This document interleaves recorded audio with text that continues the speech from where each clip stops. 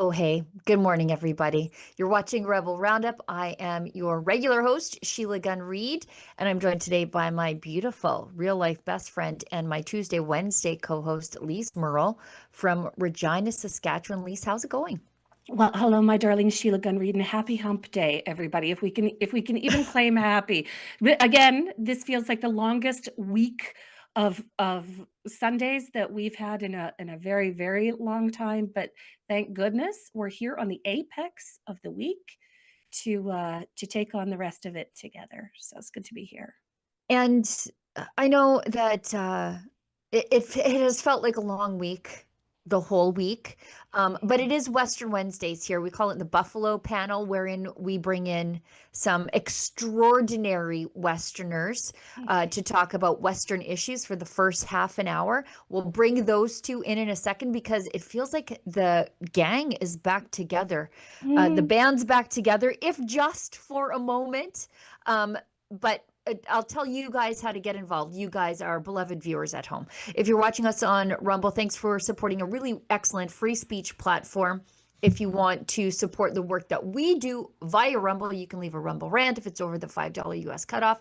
It's obligatory. We're reading it on air. If it's under that, we'll do our very best to get to it, time permitting.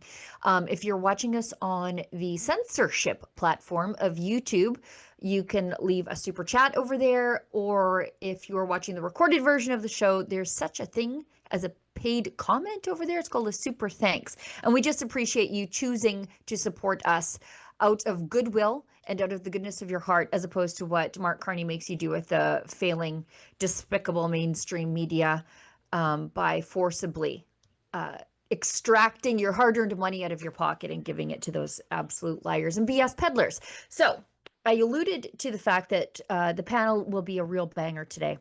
And I'm very, very, very excited to bring these two onto the show. Kian Simone, my former documentary filmmaking partner, who's doing some very independent, great things out in the world now. He's joining us, and I want to talk to Kian about some footage that he took at the Charlie Kirk vigil in Calgary. No doubt everybody in the whole entire world has seen it. And Kelly Lamb, former contributor to Rebel News from Saskatchewan. So on one side of the screen, Alberta. Other side of the screen, Saskatchewan. But fraternal twins in this disaster we call Confederation. Okay, let's get into the news, and this. We'll go to Kian first. Kian, I saw this footage everywhere. It's on a loop at Fox News. All the major politicians have shown it. And it's the footage that you took of the Charlie Kirk vigil. Was this at Calgary City Hall? Where is that? The McDougall Yeah, Center? Calgary City Hall. Calgary City Hall. Tell us what it was like there. I mean, we had our Rebel News team there too, but what was this like for you from your perspective? First of all, hi ladies. Long time no drink beer around a campfire. Right. Um, it was I did not expect it to be like that. I found out about it like an hour and a half before it happened. I guess they had like 24 hours notice to pull together thousands of people. Um, it was, I mean, magical, I guess. Like it was sad. It was happy too at some Yeah. points. Like it was like a true memorial. The speakers are great. There's just singing songs, praising God.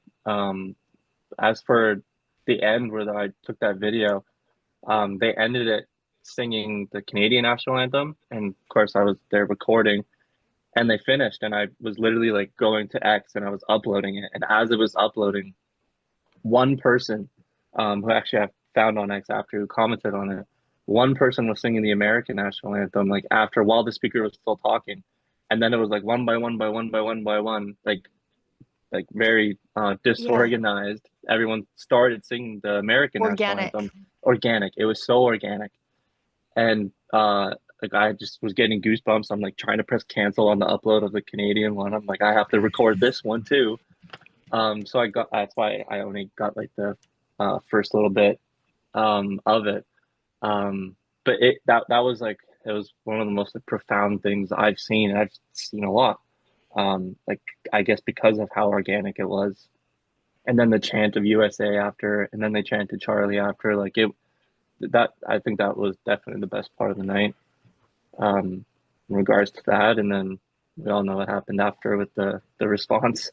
Yeah, we'll get to that in a second. Kelly, these people threatening us with a good time.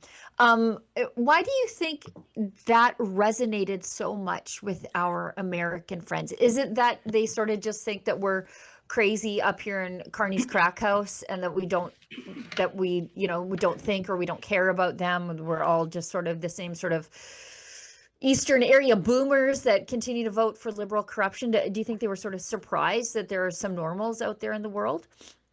We went months of booing the national anthem of America at I hockey guess games. that's a good point. Yeah. We saw even, the conservative Canadians putting their middle finger up to America. I heard the word Yankee a few too many times. I haven't heard that in so long. Right. And I think this was just like oh, hey, we are friends. Like, Yeah. and I bet you some people were there singing the national anthem who previously booed it too. And I think it was a moment for them as well. I honestly think that is it. Beyond the last year of quote unquote trade wars, like, I think this was like another unification moment that extends beyond Charlie and extends to people as well. Kelly, what do you think? It's interesting because I was actually in the US when I heard that he was shot. I spent the first 2 days before I went to England staying with a friend in Maryland because I flew through DC because I was planning to fly right as Air Canada striked. So I just decided to take an opportunity and go visit a wonderful sister in Christ and fellow conservative in Maryland. So I was with her just leaving the Gettysburg War Museum when I heard that he got shot. And we were talking about how many people have been sacrificed and how many people have lost their lives in the name of freedom. And then her husband texted and told us the news, and we all grieved together with her family. And then I was back there for 2 days after. So I've been able to actually see in real time some of the American grief. And that includes people that really idolized Charlie Kirk, not in a weird way, but in the way of young men needing guidance in a very wayward world and seeing how it's affected them. So perhaps I'm biased because I have been with some of the most extraordinary people when it comes to Americans recently, but even just chatting with them off and on in the airport and whatnot, it's so hard to say. You have two sides in America. You have the ones who idolize us as some sort of socialistic utopia, which is obviously propaganda. And then you have the other side, which is the conservative side, who watch us religiously coming up on every podcast or every newscast as a joke, because everything that's happening here is insane. And I have had definitely people that have asked me down there, what's going on in Canada? Are you guys socialists? What's happening? And they ask me these questions, and they definitely think, yeah, I don't know. I don't know how to answer that. Everyone's lost their mind. I don't know what to say, but there's definitely a sense of what's happening up there. You guys seem kind of crazy. And so I would hope that something like this would show, because these vigils and these reactions are spanning the entire world, not just North America. But this is bringing people together on a level that actually blows my mind. And it seems very spiritual. And so for those who are not just political, but actually are also, that's the other reason I'm kind of biased, because I've been around people who are Christian. We're seeing a spiritual battle in this. And there's something about this that feels very like a martyr, an assassination of someone who's very anointed by God. And so this is transcending the norm, the normal jokes about Canada, the normal back and forth. There has been so much division, which I never took part in. I know none of you have been the ones that have been being at hockey games. None of us were doing that. We all appreciate our American allies, but that was a real thing. That was happening. I've seen the looks when, Americans are speaking. I've seen all of it, and it's disgusting. And I would hope that this would be something, and Americans would see that there are good people up here, that there are people that did not vote for Justin Trudeau, nor Carney, nor any of this madness, that we are just as much a victim of it as, as they are too, when they've had more, lefty nonsensical politicians in office as well. So I don't know if that really answers the question. It's just been a surreal, I'm still jet lagged, but it's been a surreal experience talking with people as well as in England, because there was a lot of Americans there too, right? So talking with Don Keith and seeing just how all of us are uniting on this front. And I don't know, it's going to be interesting to see as time moves forward. But I think, unfortunately, the leftist people that hated on the US in the first place and said, don't travel there, don't buy their food, the people that were literally calling you out in the grocery store saying, are you buying Canadian? Like these psychos, are not actually the ones that are grieving for Charlie. They're the ones celebrating his death. So that's not going to change. And those psychos still exist. And I use that word very cautiously, but also it's that's what they are. They're acting like demons, and I don't know what else to say. They're not going to change. So a lot of these people are the same ones that would rat out their friends during COVID for wearing a mask. They're the same ones that would call you out for buying American produce, and they're the same ones that are championing Charlie Kirk's murder. Lise, are you? I mean, I'm not surprised to see the largest of, I think, these vigils for Charlie Kirk that are taking place in Canada. The larger ones have been in Edmonton and Calgary.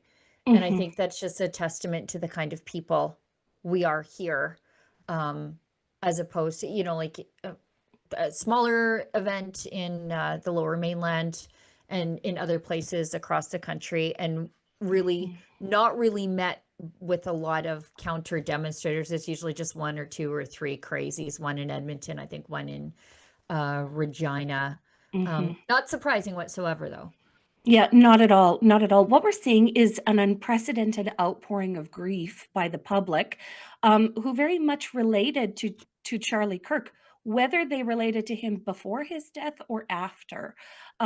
This has done nothing but drive his message home, and it's shown a real sort of display of public mourning like we really have never seen in North America. I don't recall vigils like this for any person before this at all. But what it's also showing us is that the naked contempt that the left has for our people, because I don't know a lot of conservatives that didn't hear about the assassination of Charlie Kirk that didn't immediately think to themselves, well, his beliefs are my beliefs.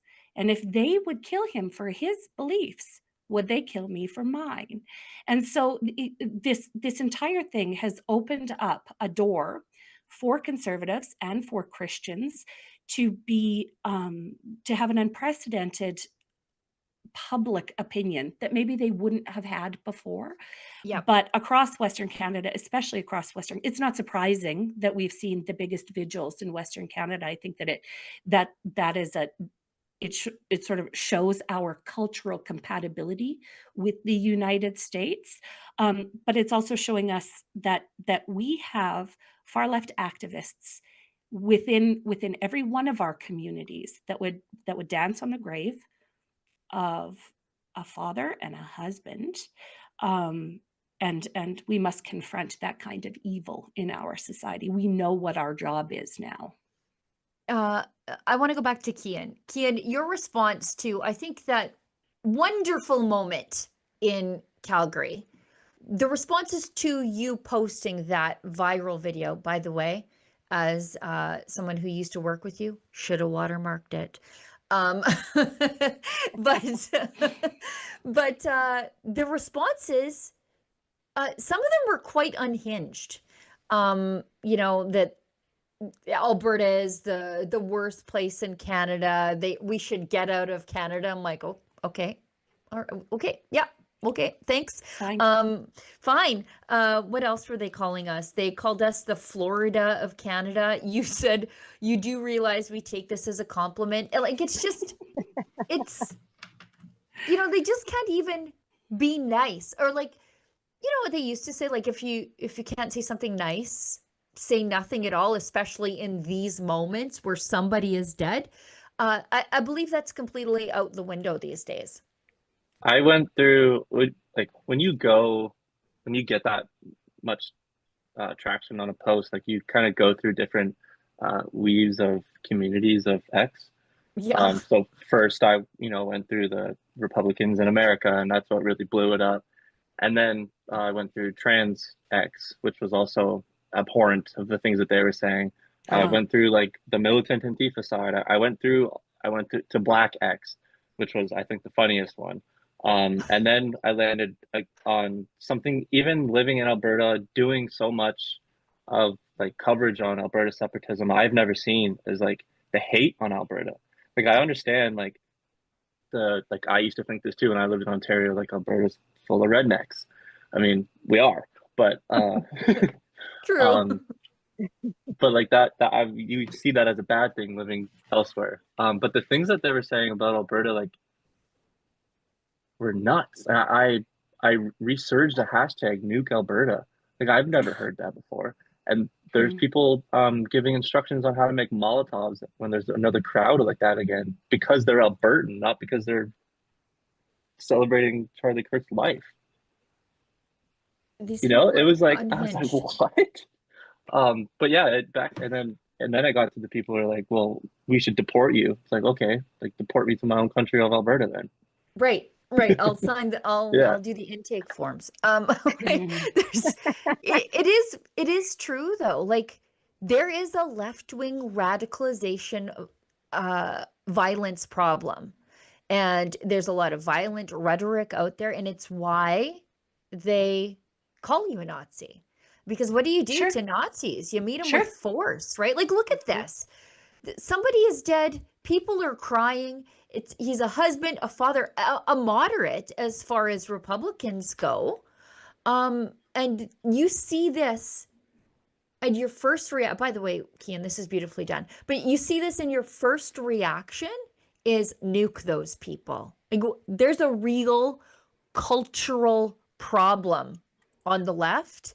And instead of doing a little introspection right now, they're quite committed to doubling down. Just switching lanes to Saskatchewan on the same issue. You had a vigil at the Saskatchewan legislature in Regina. There was one visible counter protester similar to one that we had in Edmonton. Of course, the Handmaid's Tale lady was out. As if, do they not read another book on the left? It used to be the Harry Potter stuff, but now they hate J.K. Rowling. And so several hundred people at the beautiful Regina legislature.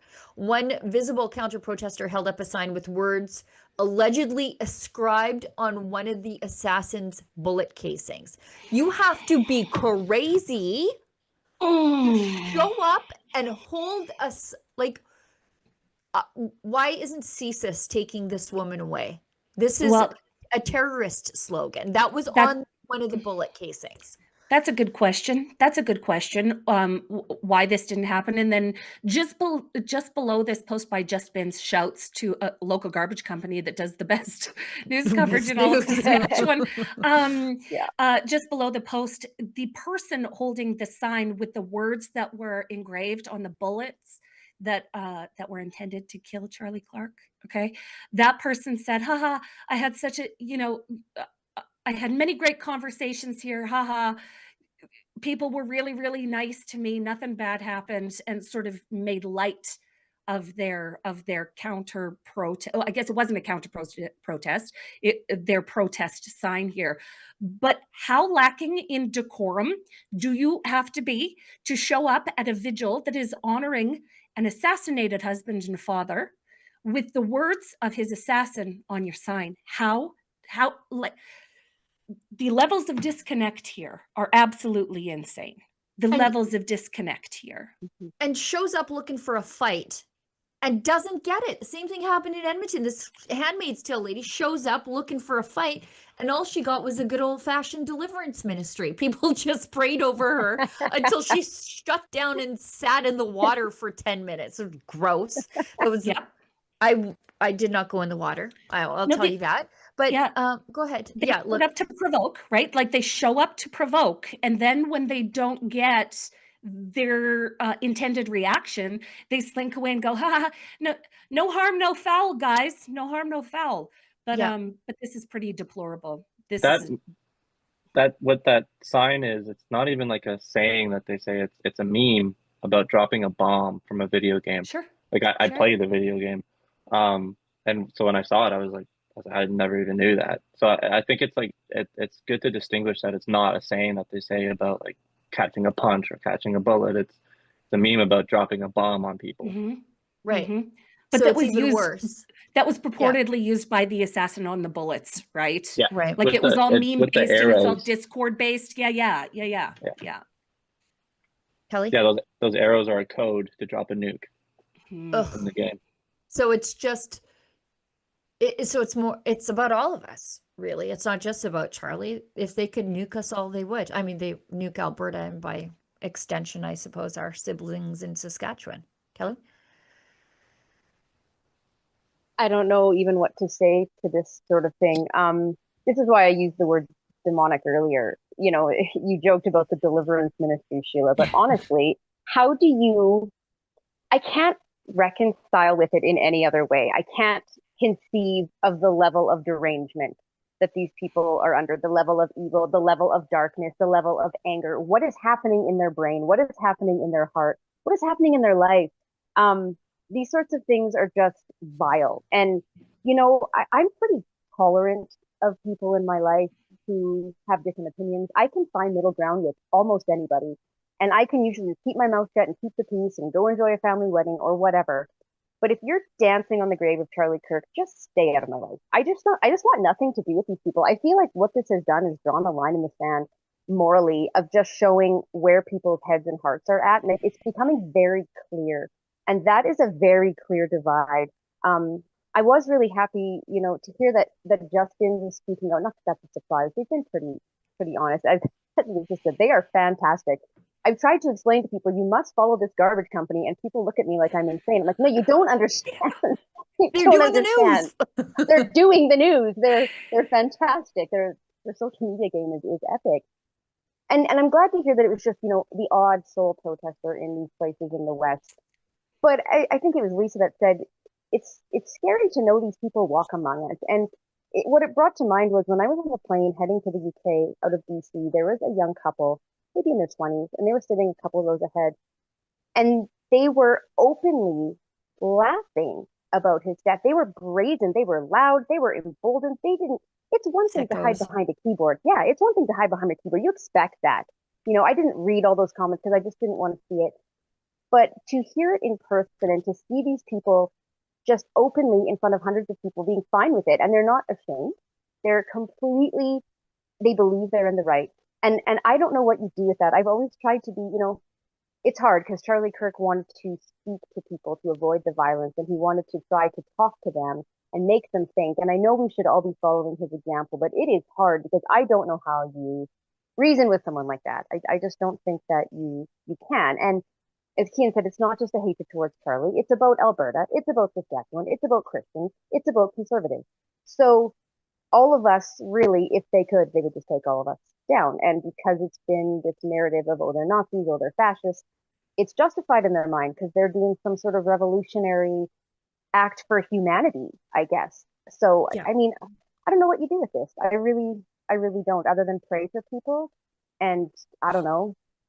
I don't know. I don't know what you do with it. I really don't. It's mind blowing. I'm still processing. I can't process this. I don't know if anyone else just feels like this is between the heaviness of the grief and the insanity of the reaction. It's hard to wrap your head around, right?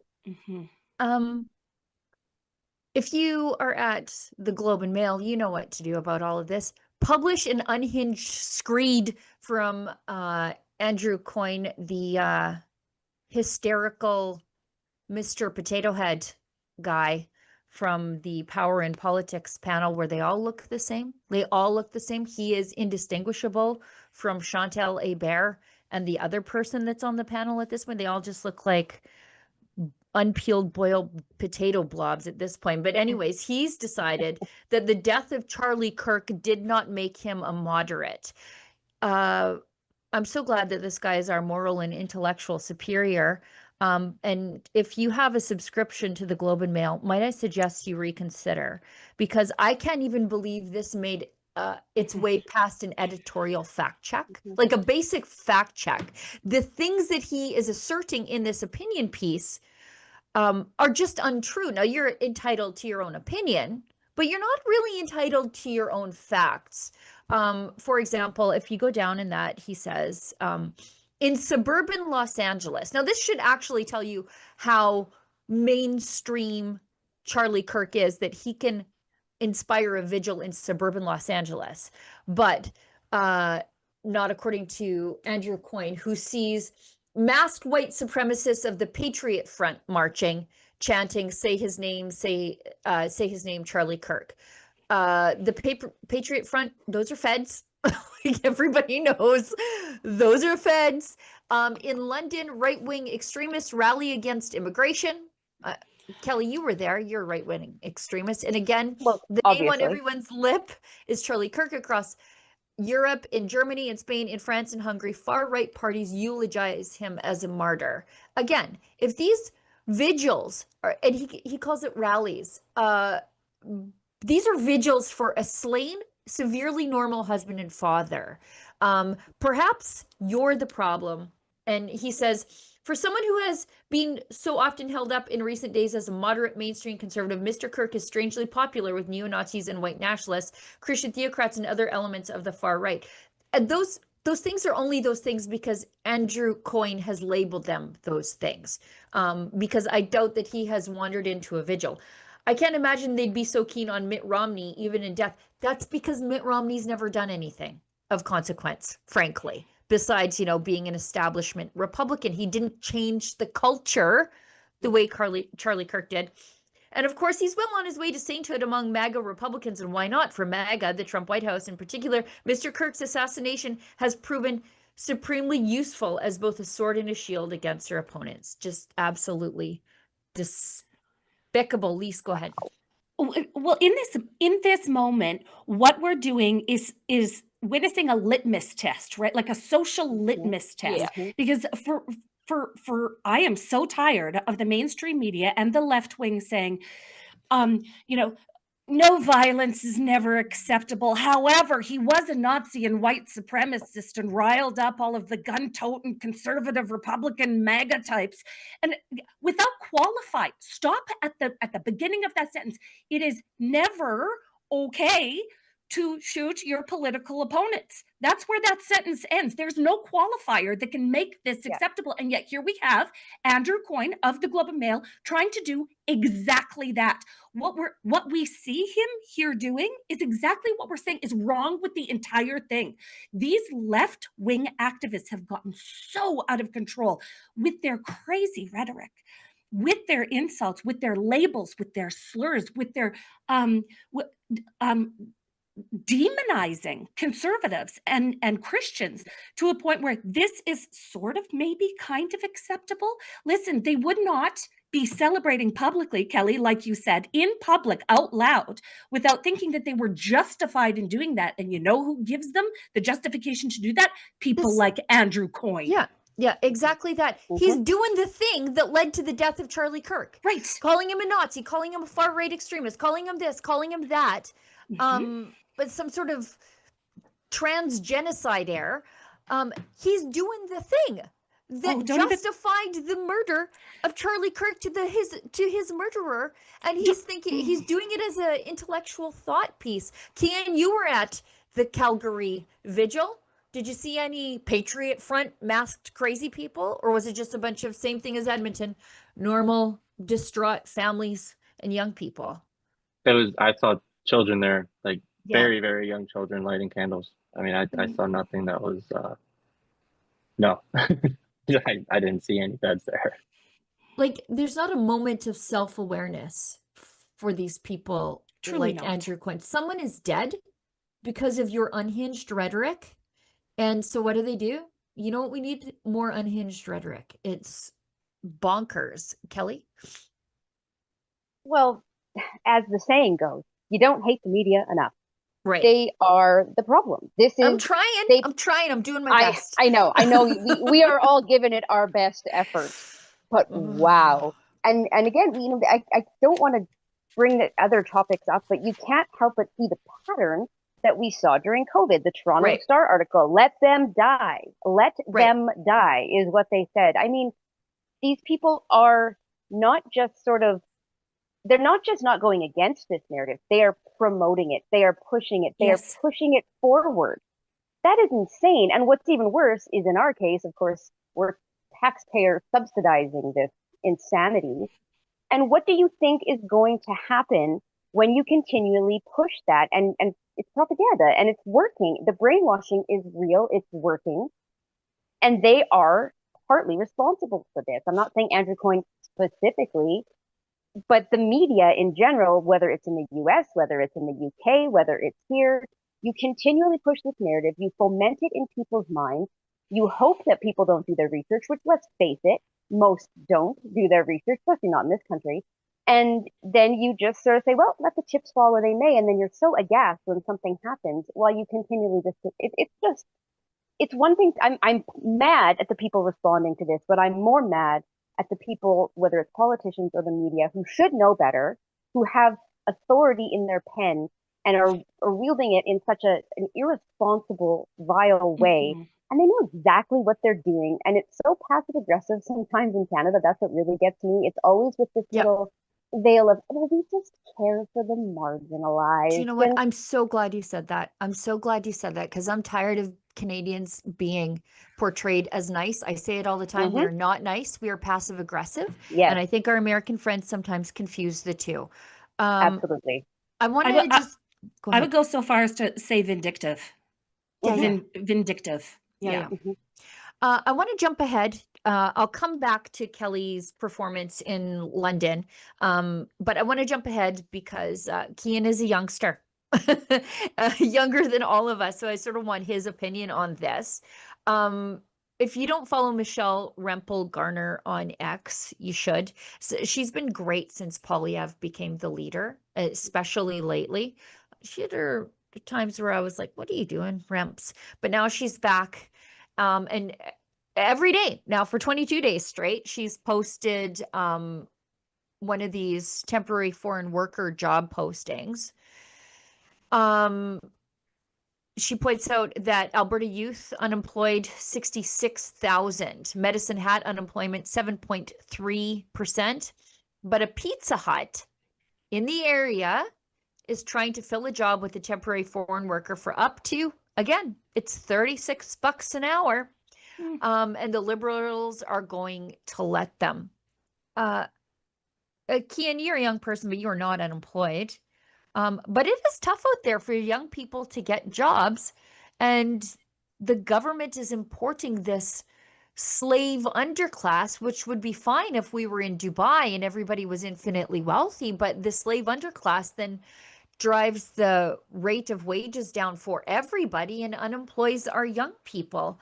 What do you think about what this is doing to your generation? I mean, I'm pissed off. I don't think it's just the government to blame. I think Oh, it's it's not. boomers. Yeah. And I think that it actually causes a big divide because the way that the boomers would speak to the kid who can't get a job is you're too lazy to get a job, but that, why don't you go hand out some resumes? That doesn't work like that anymore, and it is because of this. But it's not just the trying to find a job. It's if you have a job, that all those people who are coming here taking the jobs below you are driving the rent up, and then your job is getting harder because you have to work it more. I mean, my views are a little different on this than some people. Like I'm really big for the mass deportations of all of these people and stopping them from being able to work here or buy anything here, coming here at all, even for a little bit.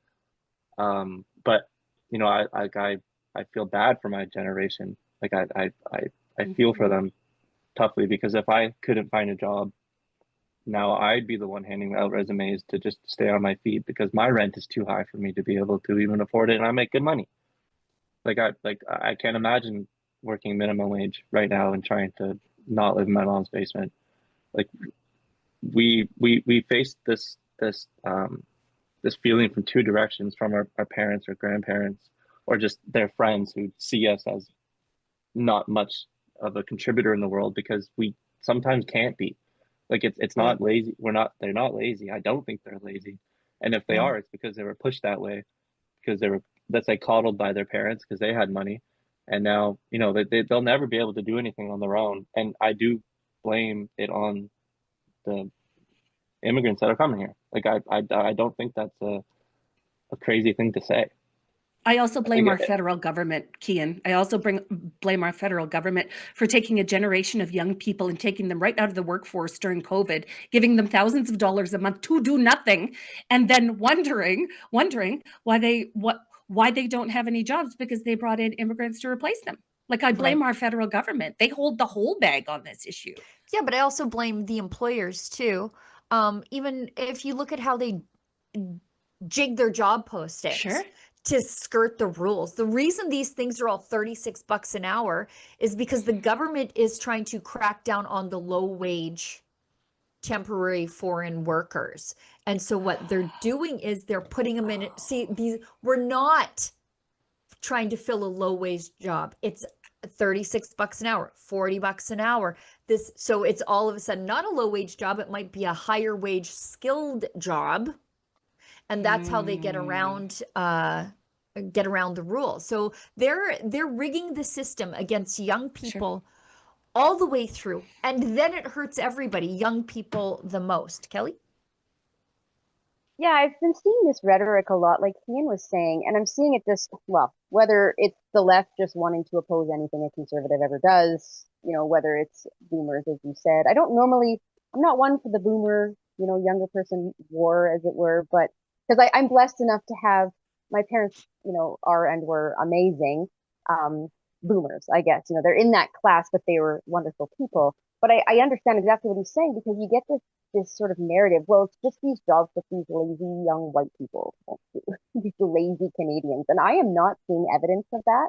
I look at my young nephew who's about 19 and went to school and seen the workforce, and he was blessed enough to get a job in rural Saskatchewan, but there was a chance he was going to move out to a bigger city in Alberta. And, it's very hard. It's very hard to try to go up against the sort of subsidized programs and to go up against all of these people that are coming in. There's no chance. You put your resume in and you will probably just never get a call back. It doesn't matter how qualified you are. It's not that they're lazy. People are putting out dozens and dozens of resumes and getting nowhere. And it's not because they're not willing. And there's all these young people in these big cities that are doing multiple jobs. As Kian said, they're living in a parent's basement. They'll never get a house. If you live in Saskatchewan, you might be okay because their housing's still okay. But I mean, you live in Toronto or Calgary or Vancouver, for goodness sake. How do you ever even have that dream? How do you ever fulfill the dream of owning even a tiny little home, a condo? I mean, when you're looking at condos for $500,000 that are bachelor pads, how do you ever fulfill the basics? And then no wonder that if you did become lazy, I would understand it, because there's like, what's the point? What's the point? Nothing matters anyway. Nobody's got my back. Nothing I do makes a difference. And it's very demoralizing. So I really feel for young people right now, but it's also older people too. I've got friends that are in their 40s that have moved, somewhere for a job, and now they're having trouble getting work because they're being chosen. Other people are being chosen ahead of them. It happened to my husband. He lost his job over COVID mandates in 2021, finally got back into his industry, which is great. But during that time while he was applying, there was so many, as you said, Sheila, they skirt the rules, and then the wording is very obvious. No, we are giving priority to everybody but you, white man with blue eyes and blonde hair. Like, not a chance. You're not getting this. And what does that do to an entire generation and an entire population of men in particular, but of young people in general? It's really sad. It reminds me of my favorite letter to the editor that I have ever seen, ever. And it was in Cleveland.com, and it was titled, "Who Will Cut Floridians' Grass After the Mass Deportations?" And it was in all seriousness. "I'm looking forward to President-elect Donald Trump's promised mass deportation of illegal immigrants and hope the deportations will start with Florida. I'm anxious to see homeowners there react to having to push a lawnmower," writes Robert Studahar of Cuyahoga Falls in a letter to the editor. And I thought that is exactly this mentality. Who will push a lawnmower? Exactly, the homeowners, or the homeowners will hire their grandkids. Someone will do the job. You might have to pay them for it, and you might have to pay them a respectable wage instead of exploiting somebody. But yeah, who will do it? I don't know. The same people who built this country. That'll be who did it. And by the way, let's just go back to Andrew Coyne because we can also hate him on this issue. He says the TFW vigilantism.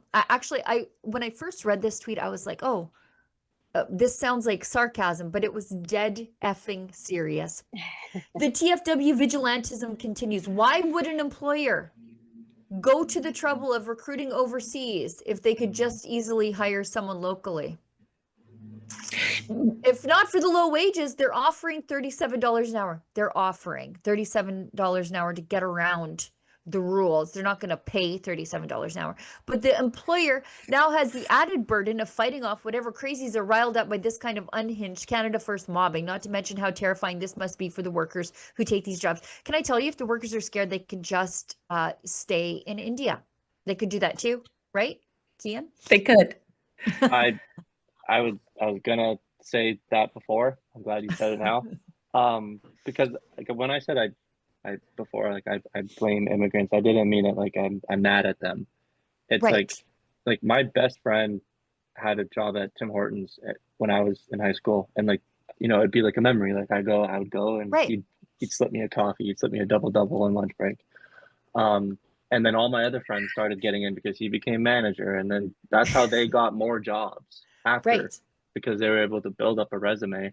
But like now when you go to Tim Hortons in Ontario, like no one speaks English, and I'm not just saying that to be an a-hole. Like they literally don't. You can't order. But then when you come to Alberta and it's a Filipino lady at the drive-thru, it like brightens up your day. Like I think it's the quality of the person that are getting these jobs too that are kind of making it more of like a smack in the face, if that isn't too crazy to say. It's not. There are cultures that are more compatible with us than other cultures. And so that's just, you're just observing what is obviously true, Kian. I know we're rapidly running out of time, and we said we would only keep you guys for half an hour, and we've had you for 45 minutes. Let's just throw to this clip of Kelly Lamb with her beautiful voice singing a song in honor of the victims of UK's grooming gangs during Saturday's Unite the Kingdom rally in London.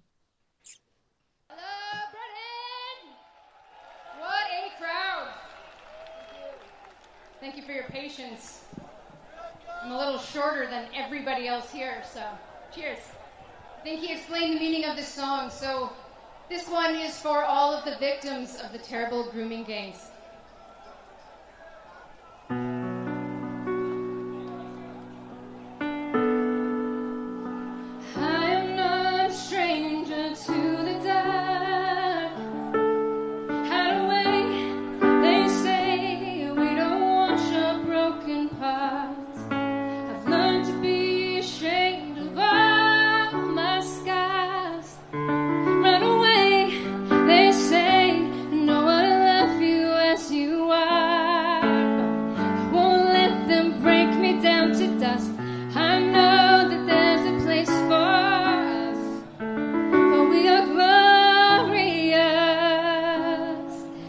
Sharpest words wanna cut me down. Gonna send a flood, gonna drown them out. I am brave, I am bruised, I am who I'm meant to be.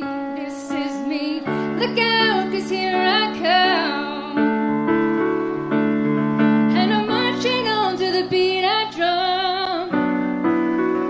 I'm not scared to be seen. I make no apologies. This is me. Oh, oh,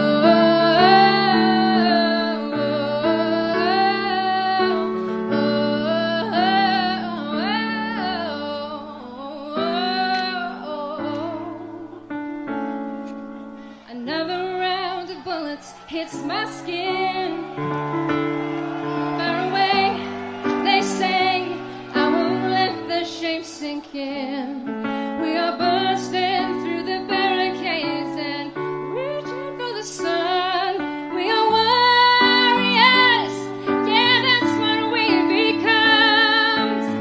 I won't let them break me down to dust. I know that there's a place for us, for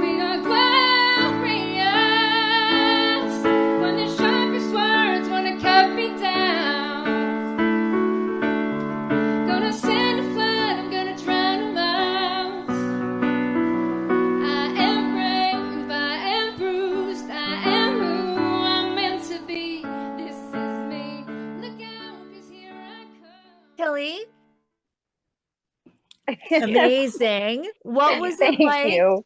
performing in front of all those people? Like, that's a huge crowd. It was a crowd. I mean, I've sang at a couple of rallies. Okay, first of all, that's the first time I've actually listened to that clip. I never listened to myself You back. did great. Thank you. But yeah, I've sang at a few of the rallies. This is actually my third Unite the Kingdom rally and my fourth time singing in the UK for Tommy's Right. various events. And usually there's a documentary he's unveiling. So the first one was last June, and I think it was, 15 to 20,000, and it's just grown from there. And you can't see everybody until you see the drone footage after. From the stage, you can only see a certain amount, but it's huge. And it is a feeling you can't describe. The energy of that crowd, the support from that crowd. When you see the flags waving, you see Welsh flags, Irish flags, Scottish flags, and then you see pictures of Charlie Kirk and you see crosses saying Jesus saves. And it is just the most incredible, powerful, unifying experience. I am so honored to be a part of it. I can't even put it into words. I feel like I was a part of history. And then to Yeah. know that you're singing for, and I don't know this specific victim that requested that song or talked to Tommy about it, but someone listened to that song and it got them through the trauma of what they had endured, which I don't think any of us can even fathom. When people ask me, why are you going to the UK? What are you singing about? And I always say, are you sure you want me to answer that question? Because it's a really harsh answer and people can't they don't believe it's real. You can't wrap your head around how evil it is. And so this woman's listening to this song to just get through. And when you get to sing that for her, it's just an honor. It truly is. And then to be a part of the uniting of the kingdom, which as you learn more about history, there's been such a rift, just as we have rifts between provinces, just as there's been rifts between other countries in North America. That's been very staunch in the UK. So when you see them coming together in patriotism, in love, I mean, there was a few violent drunkards that caused some trouble, but 20 people out of, I don't even know. I don't know what the official number is. It depends who you ask, but minimum 150,000 people. I'm going to say that's a pretty low estimate. I mean, it was really something. Children, people of every background. It's spectacular, and I am honored, and I'm still processing, honestly. You're nervous, but then the crowd is so supportive that it just fades away very, very quickly. So yeah, what a day. Yeah, Saskatchewan is probably very proud of you right now. We are very, very proud of you, Kelly Lamb, because not only were the girls of Britain abandoned by just about every institution that was meant to uphold them and protect them. I can't help but think that so many of these girls would have thought to themselves, where are my protectors? And they showed up that day, and you are one of them. And Kelly, you did just a beautiful job, and thank you for being there. Yeah. Thank you. Yeah, that's appreciated. Thank you, Lisa. Before I let you guys go, I've got a couple of comments coming from YouTube, one for Kelly and then one for Kian. First one is P. Schofield 10. He asked Kelly, hey, Kelly, just watched your weaponized empathy video again the other day. Great to see you. Know, guys, that common sense Yanks are on your side and appreciate your affection for Mr. Kirk. And the other one is actually a question for Kian. JTC Shane says, how did people hear about the vigil in Calgary the other night? I think it just organized on social media. That's how I found out last minute about the one in Edmonton. I think, right? I mean, and we talked about yesterday, if you tried to post about it on Reddit, you were going to be censored. Kian, how did you figure it out? You probably just saw on social media. JT, go follow Rise of Alberta on Instagram. My new favorite account. It's ran by my friend. He's who shared it and shares a lot of great stuff about Calgary, Edmonton, Alberta, and a whole. Yeah. How many people were in that crowd, Kian? I estimated 3,000. Yeah. From my Looks estimated like it. crowd days. People just say thousands. People say a couple thousand. So I've just been saying thousands. Yeah, looked like it. Let's say bye to our friends. I'm sad already, and I mean that. Kian and Kelly. Thanks, guys, for coming on the show. Will you right now, agree in front of all these people that you will be back on very soon? Yes. I do solemnly swear. Thank you. Perfect. I have all these witnesses.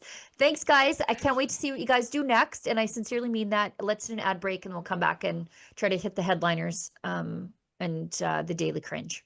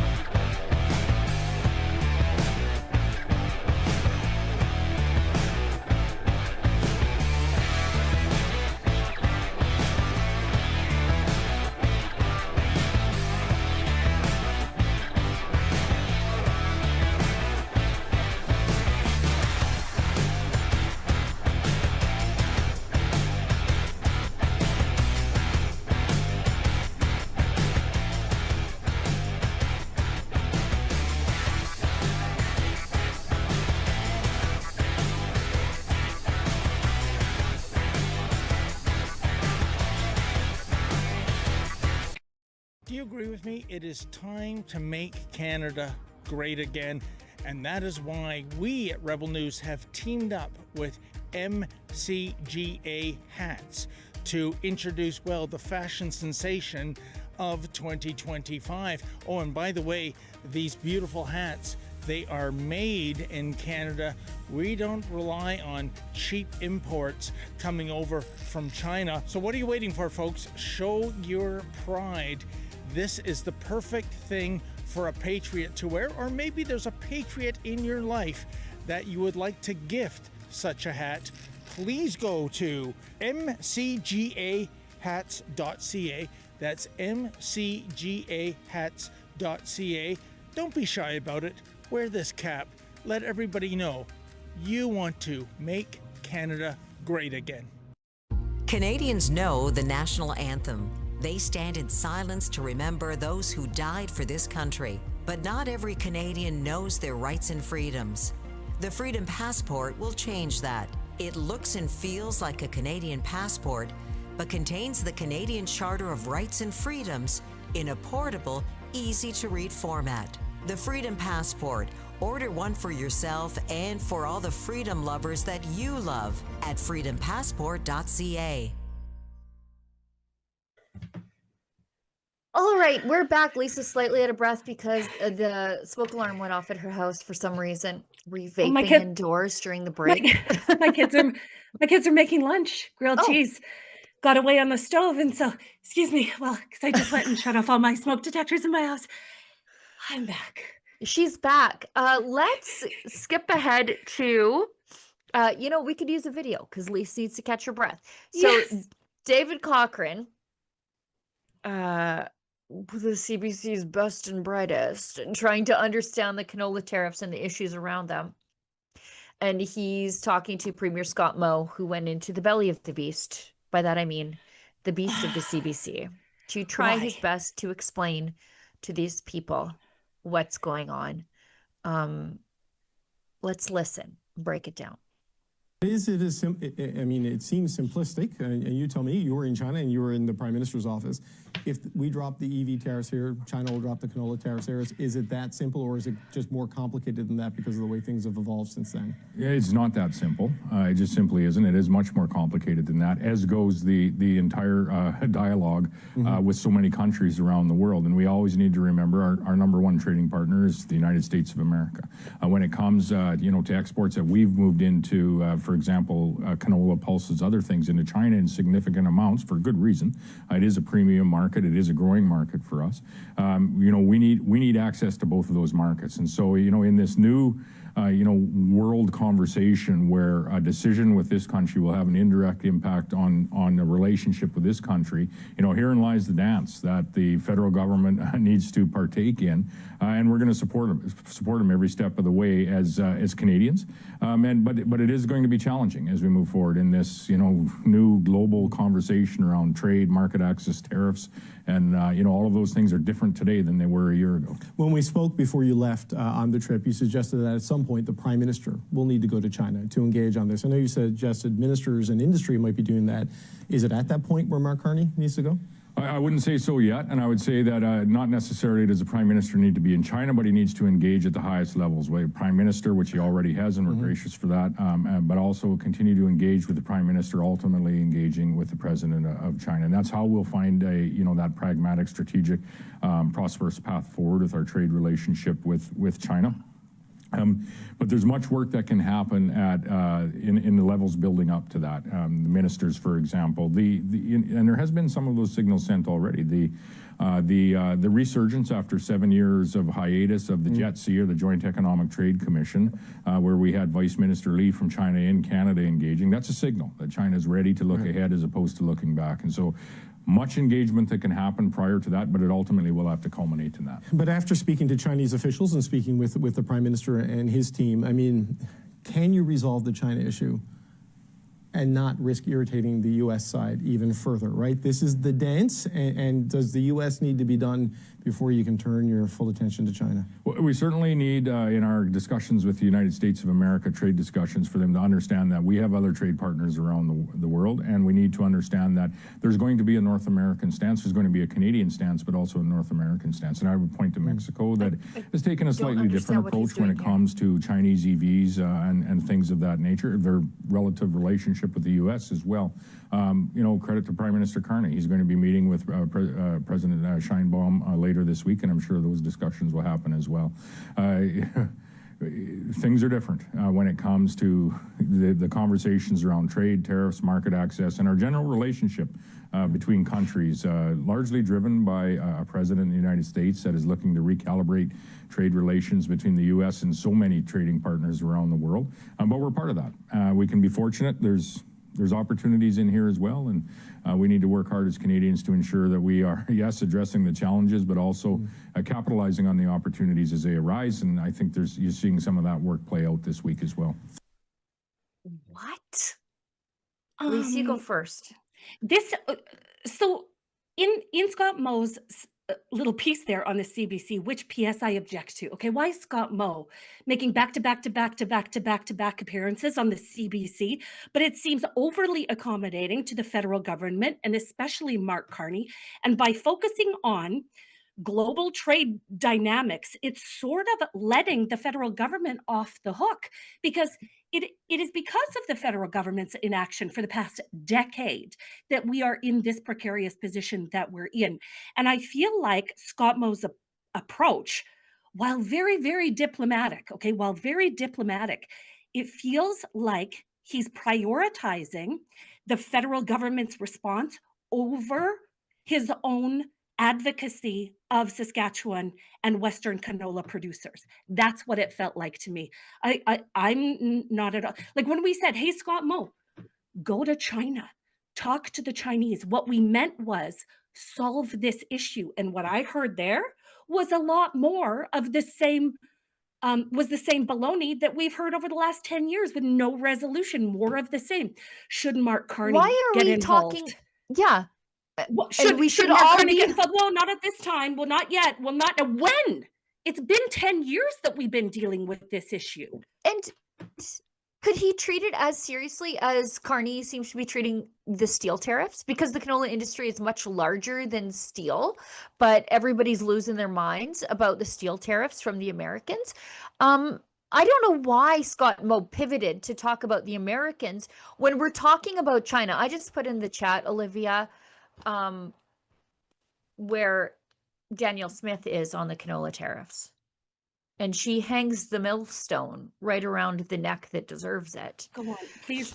She says, this is what she says: China just hit Alberta's farmers with a crushing 75.8 tariff on this is the second tariff that they put on canola products on top of the 100% tariffs already in place. This threatens to shut out Alberta producers out of one of our most valuable markets almost entirely. They take in 2.4 billion of our product, and nearly 70% of our canola seed exports go there. Now she points out what the real problem is. These tariffs are in response to the federal government's imposition of 100% tariffs on Chinese EVs and 25% tariffs on steel and aluminum. Now Alberta farmers, ranchers, and processors are paying the price. We need immediate federal action. That's Mark Carney, to resolve this dispute and reopen access to this critical market before more livelihoods are destroyed. And yet, and then we have Scott Moe on the other side saying, well, Carney doesn't really need to get He doesn't involved. It even needs have to to go through go. several, it needs to go through several layers of lesser people before it The gets to Mark ministers Carney. the minister is dealing with it. Carney's ministers, they're Like, idiots. this is craziness. What we meant by saying to Scott Moe, go to China and fix this, is not come back and play defense for the federal government that caused this issue in the first place. Right. This is absolutely, like, I don't know what they're thinking, but they're showing their liberal Doug fortify colors. yourself. Do not Doug fortify yourself. Well, this feels a lot like something that Doug Ford would say, Yeah. doesn't it? Let's talk about something Doug Ford wouldn't say, because he talked about his friend Chrystia upon her retirement from cabinet, but not as an my MP. dear- I think she's staying dear on as an friend. MP. My dear friend Chrystia, she's the teaspoon. So there's soup spoon, regular spoon, teaspoon in the spoons of the cuddling, with Doug Ford, Mark Carney, and Chrystia Freeland in the silverware drawer. But Pierre Poilievre was asked what Chrystia Freeland's legacy will be in his view. But yeah, this is, I want to thank my friend Chrystia Freeland. Let's hit this video of Poilievre talking about Chrystia Freeland's legacy, because everybody's like all of a sudden pretending like she wasn't absolutely one of the worst ministers in the history of ministers. The worst foreign affairs minister, the worst finance minister, an absolute goblin who invoked the Emergencies Act with glee, freezing people's bank accounts and putting their livelihoods and their ability to feed their children into jeopardy. Why? Because they resisted unconstitutional government lockdowns. She did that. She cackled when she did it. So anyways, I have nothing nice to say about her. Nothing. I'm not going to pretend like she did anything nice. I won't celebrate if she dies. I'm not going to be the other side of the Charlie Kirk argument, but I got nothing to say about her. I'm glad she's retiring from cabinet. And anyways, Poilievre was asked, what will Chrystia Freeland's legacy be? And I feel like he likes her as much as I do. What will Chrystia Freeland's legacy be, in your view? Great question. That's a good question. I think it was that she resigned rather than introduce a $62 billion deficit. I think she said the Liberals were trying to force her to introduce a deficit of $62 billion. And she said, this is irresponsible, it is out of control, and it will cause massive inflation. And of course, that deficit went ahead anyway, and now it's even bigger. She's probably trying to get out of town and as far away as possible before this disastrous November budget comes, and I don't blame her. The thing is, she didn't object to the spending. She just didn't want to be the one who had to announce it. She would never vote down the budget. She would never vote against the government on the budget, right? Right. So she just didn't want to be left holding the person holding the bag, and this is why she's attached to it. But she's fine with the spending. And this is why she's getting out of Dodge early, I believe. Like yesterday when we talked about her taking sort of a diplomatic position in Ukraine and stepping back from the cabinet, I thought to myself, what is it that she's running from? And of course, it's going to be the budget in November. Her record. Because because it's the budget is a compounding budget. Like, it's how many months late? Like, what did Poilievre say yesterday? We're 2/3 through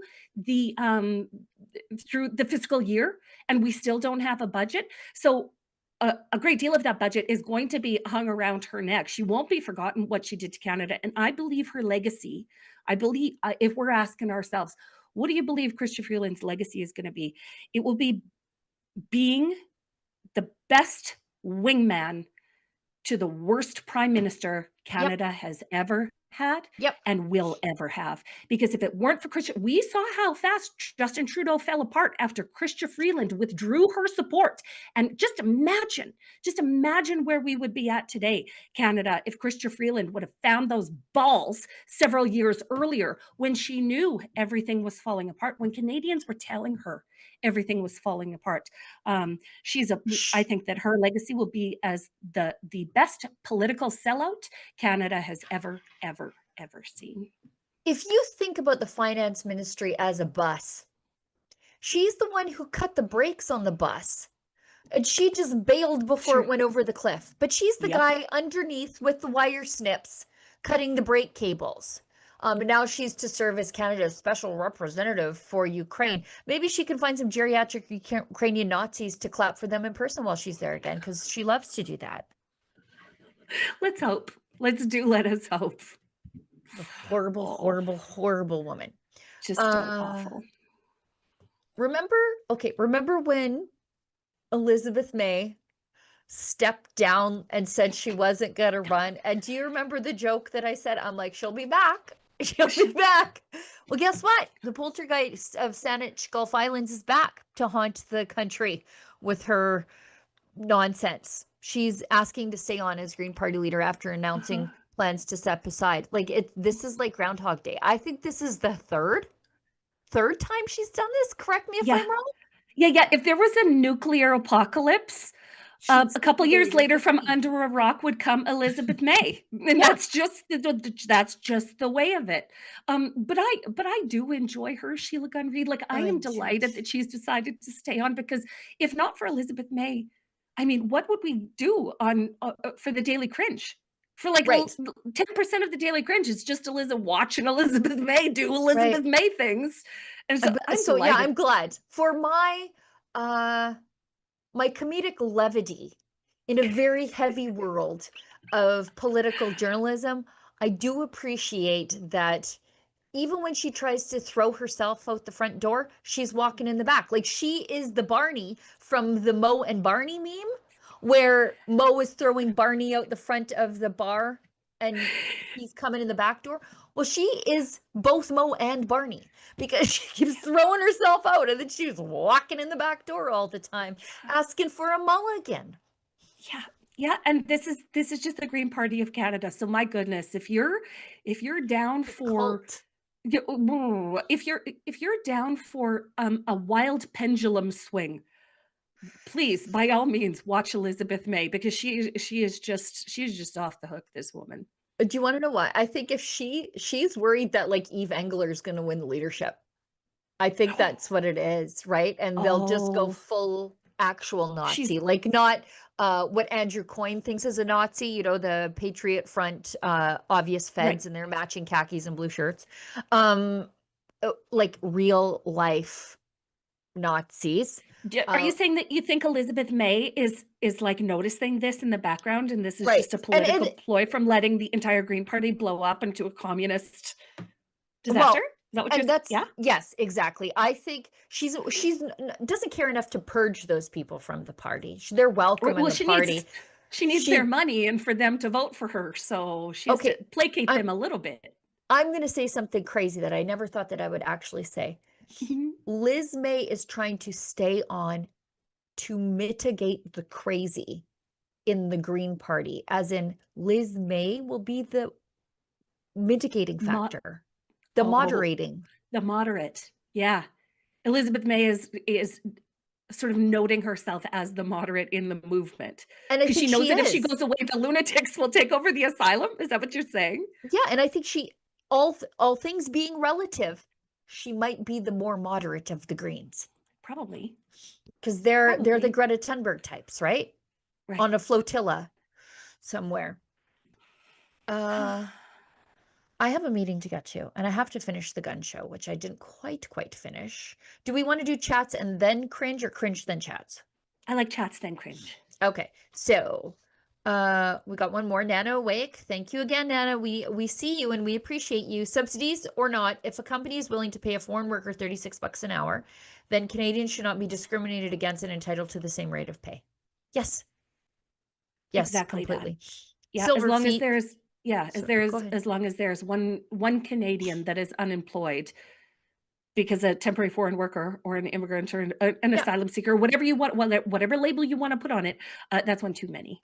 Yeah, that's right. That's my stance on this. If there is a Canadian looking for a job, then we're not importing someone for that job. And if that Canadian doesn't have the training for the job, then we should give them training before we import a temporary foreign worker. Yep. If it comes down to one Canadian, we got to make sure that that Canadian has the job. Silverfeet gives us $5. Kelly spoke about the discrimination against white men, which is horrible. Sheila, if you want to do something more about it, respond to my efforts to contact you. I do my best to get back to my emails, time permitting, but I do get like sometimes hundreds. And I know that some things are important. Well, and things are important, but I just do a lot of things at the company and I just can't get to every story that I need to, unfortunately. So I hope you will understand that. And I'll, like I said, I'll do my best, but no promises. Okay, Daily Cringe. It's from anti-woke memes. I don't know, Lise, if you didn't watch this. I didn't. I like to be surprised during the Daily Cringe. We're coming in hot on this one. And this was selected specifically just for you. Let's just show it and let's just get Lisa's reaction. I think this was published yesterday. This is an act of defiance somehow, I think. To what? I don't know. It's a ladies' room.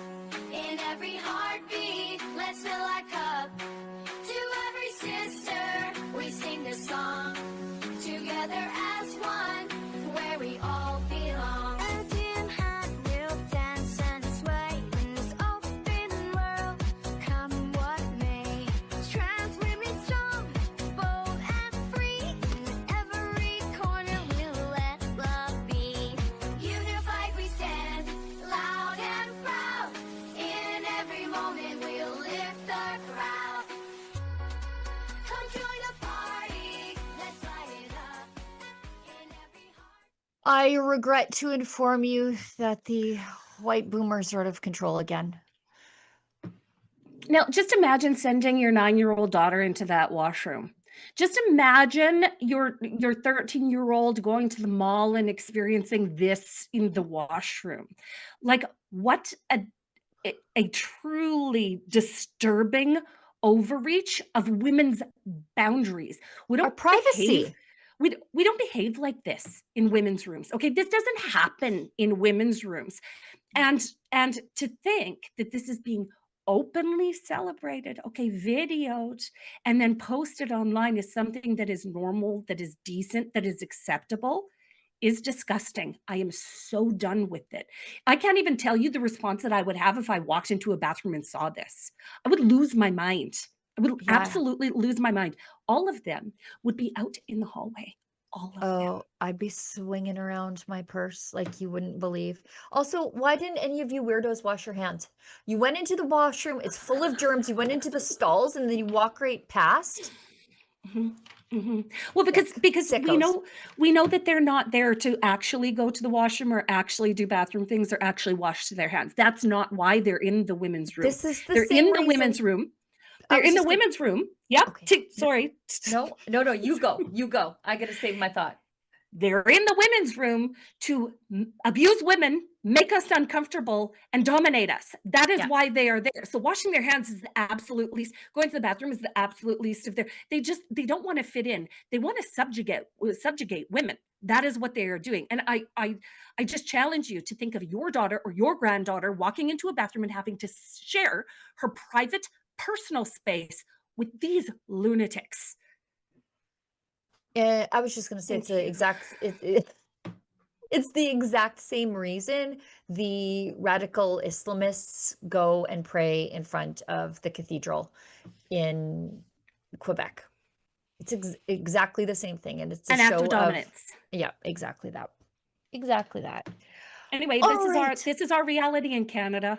This is our reality in Canada until we all decide to do something about it. Okay, let's wrap the show because I got to get into a meeting and I got to finish up some other things. But I want to, before we go, invite everybody.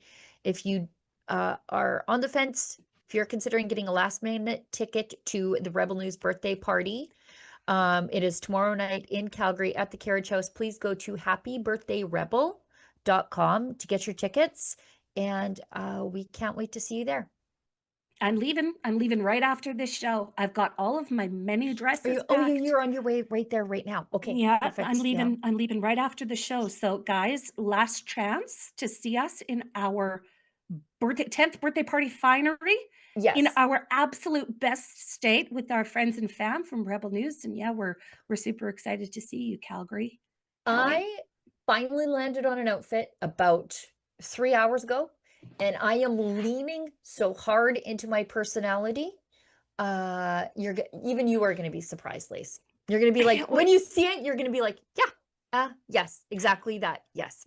I want to have like a grand reveal moment where you leave the bathroom and then it's like a fashion show. Okay, this is what I want for us. Don't tell me nothing. Don't tell me nothing, Sheila. I want I to. insist on. I want to surprised. run through a paper wall like a Texas high school football team. That's what I want to do. We can make it happen. I know. Send Lyndon down to the Staples to get me a roll of paper. All right, that's the show for today, guys. Thank you so much. I am unclear about the timing or the host of tomorrow's show because I need to be in Calgary and I have a bit of a drive. It's 4 hours for me and I don't know how I'm supposed to be in two places at once. So we're not sure if we're going to move the show up or if we're going to have somebody else or if we're going to cancel the show. So just check your emails, guys, and we'll update you about the details of what the live stream will look like, if at all, tomorrow. Thanks, Lise. Thanks to our panel. Boy, it was so nice to see Kian and Kelly again, but also especially Kian. They were just magnificent guests. And I'll just say it again. Every episode of the Buffalo panel or Western Wednesday episode is my favorite. And this is just no exception. They were just wonderful guests. Yeah. Yes. Lisa, can't wait to see you tomorrow. I'm really looking forward to it. And seeing all of you out there who are joining us at our birthday party. I can't wait for that. Livia, Efron, everybody who works behind the scenes at Rebel News to put the show together. We could not do it without you. We also couldn't do it without you, our beloved viewers at home. Thank you to all of you who chip in to keep the lights on, who subscribe, who buy those premium memberships, who become members on YouTube. It is only through you that we are alive these 10 years later. And there are other ways that you help us. You share our content, you engage with our content, which helps the platform serve it up in front of more people. So there's a price point for all of you if you want to help us. There's free all the way up to however much you want to give. We're happy for your support. And as we say here on Western Wednesdays, if you find us offensive, maybe don't find us at all.